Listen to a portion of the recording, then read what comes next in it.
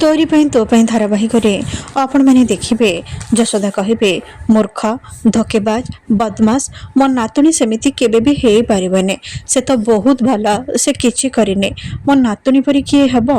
राम कहे हाँ झेरे तू तो शाशुघर लोक आगे आम इज्जत को आज रखिदेलु। कामिनी कहे हे देवी माँ तुमको बहुत बहुत धन्यवाद निशा किछि भी करिने हेले से बाबा एमिति कौन पई कहिले। लकी कहे छाड़ना जेजेमा समस्त मनरे जो डाउट थिला निशांक पाई जो संदेह थिला सेटा दूर हो गला सेतिकी ही आम पाई यथेष्ट। चिकी भाबिबे ए सब कौन होचे मोर तो सब प्लान बर्बाद हो गला आउ ए निशा से हार को कोठी लुचेई की रखिछि के जानी से तो एठिकी नै की आसिला ताहले से हार को देला कुआडे या परे तांका हाथ फैन स्विच रे बाजी जिवो आउ निशा कहिबे अरे मूर्ख से फैन स्विच ऑन करने यापर फैन रे से झुले रखिथिबा हार से निशांक बेकरे पड़ीजिब। आउ राम कहे ये कौन झियारी ता माने तू ए हार को चोरी करिछु। लकी कहे निशा ता माने तमे सतरे ए हार को चोरी करिथिल। चिकी कहे से दिन जेतेबेले घर लोकंक सामने रे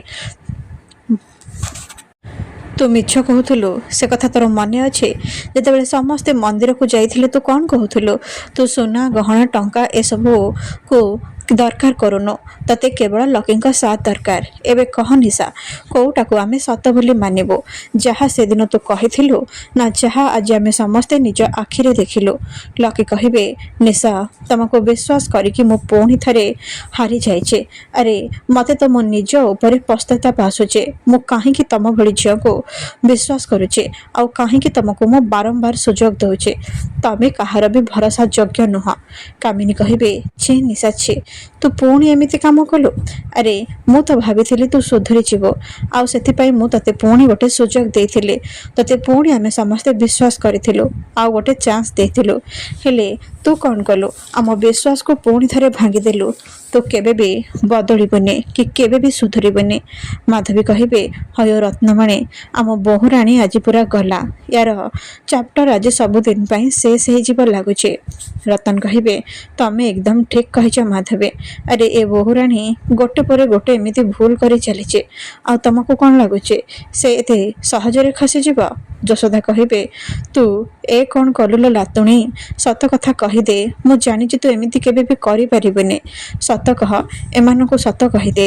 निशा कहिबे सत होछि एया जे मु ही चोरी करिछि जेतेबेले दुनियारू देवी मांक ठारू आउ भाग्यरू किछि भी मिलेनी सेतेबेले एमिति ही चोरी करबाकू पड़े जेमिति कि आज होछि मो जन्मदिन हेले केही भी से विषय जानि नाहंती।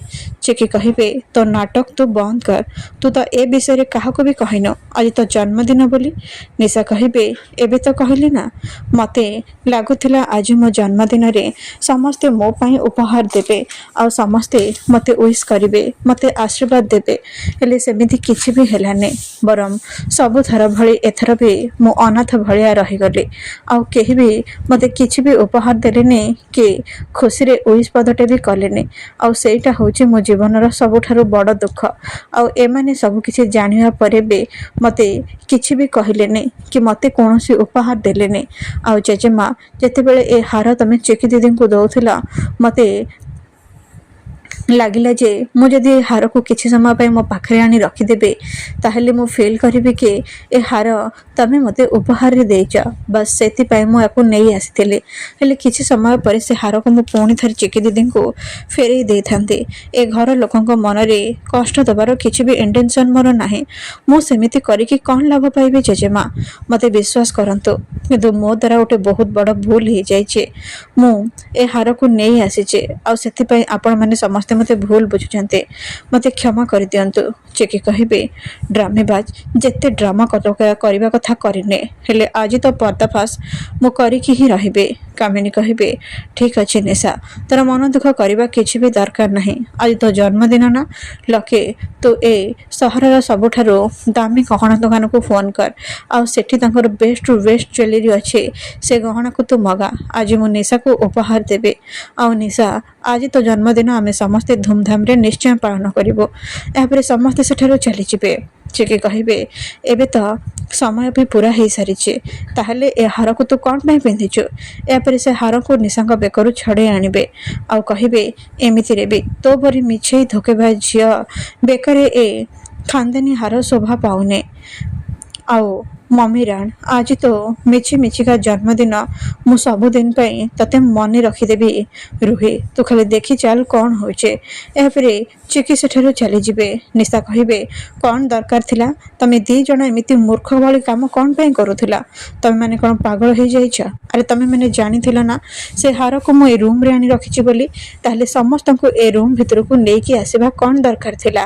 ଯଶୋଦା କହିବେ, ଆଲୋ ନାତୁଣୀ, ତୁ ଏତେ ବଡ଼ ମୂର୍ଖ ବୋଲି ଆମେ କେମିତି ଜାଣିବୁ? ଆରେ ସେ ହାରକୁ ଚୋରି କରି କିଏ କ'ଣ ଆଣିକି ନିଜ ରୁମ୍ରେ ରଖେ? ରାମ କହିବେ, ହଁ, ତୁ ଗୋଟେ ବହୁତ ବଡ଼ ମୂର୍ଖ। ଆଉ ସେ ହାରକୁ ଆଣି ଫ୍ୟାନ୍ରେ ଟଙ୍ଗେଇଛୁ। ଆରେ ତୁ କ'ଣ ପାଗଳ ହେଇଯାଇଛୁ? ତୋ ଦ୍ୱାରା କିଛି ବି କାମ ହବନି। ସତରେ ତୁ ଗୋଟେ ବହୁତ ବଡ଼ ମୂର୍ଖ।